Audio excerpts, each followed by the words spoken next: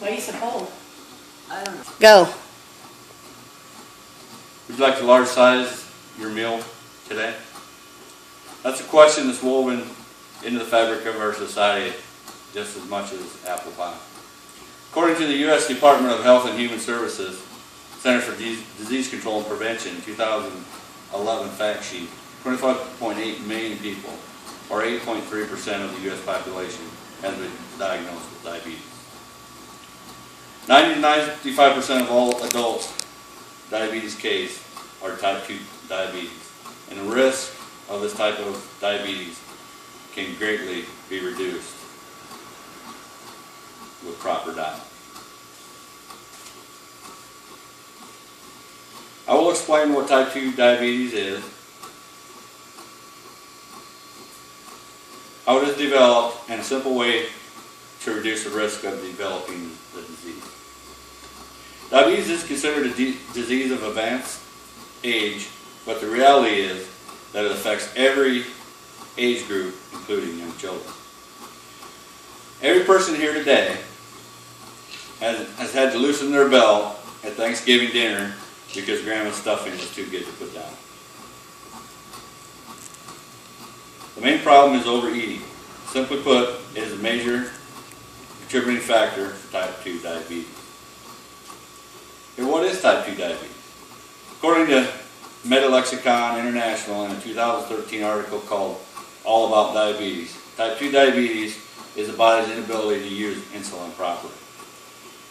When cells cannot use insulin properly, we refer to that as being insulin resistant.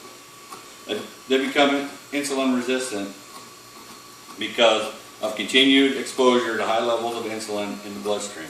This constant high level of insulin in the bloodstream is due to overeating and making unhealthy food choices as well. Our bodies need the glucose from the foods we eat for energy and growth. Our bodies cannot absorb the glucose without the help of insulin. If our body cells are insulin resistant, then we cannot absorb the glucose. If this happens, in the body will not get enough glucose for essential energy and growth requirements. Okay, we now know what type 2 diabetes is. Let's talk about other contributions to the disease. Obesity and a sedentary lifestyle are two more contributing factors to type 2 diabetes. According to the National Institute of Diabetes and Digestive and Kidney Disease, in an article called Insulin Resistance and Prediabetes, experts believe that fat around the waist is the primary cause of insulin resistance.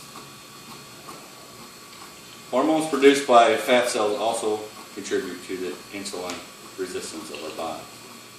Scientists all believe that fat tissue will draw immune cells to the area and trigger inflammation, which will contribute to insulin resistance as well. Physical inactivity. This will also contribute to insulin resistance. Glucose is used by muscles more than any other tissue in the body. By using your muscles, you burn more glucose.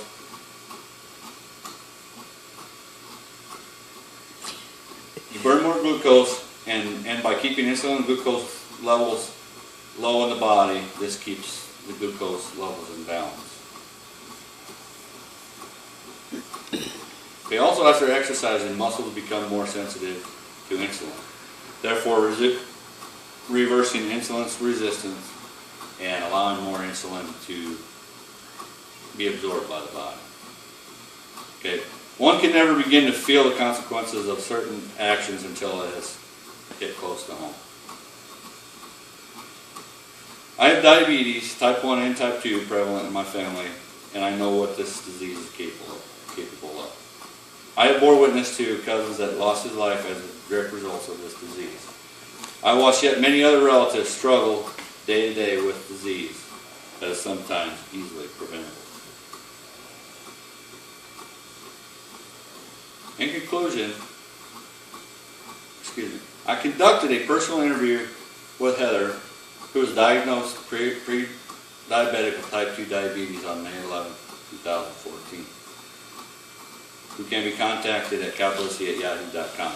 She was told that diet and exercise along with good eating habits, can keep her from becoming type 2 diabetic.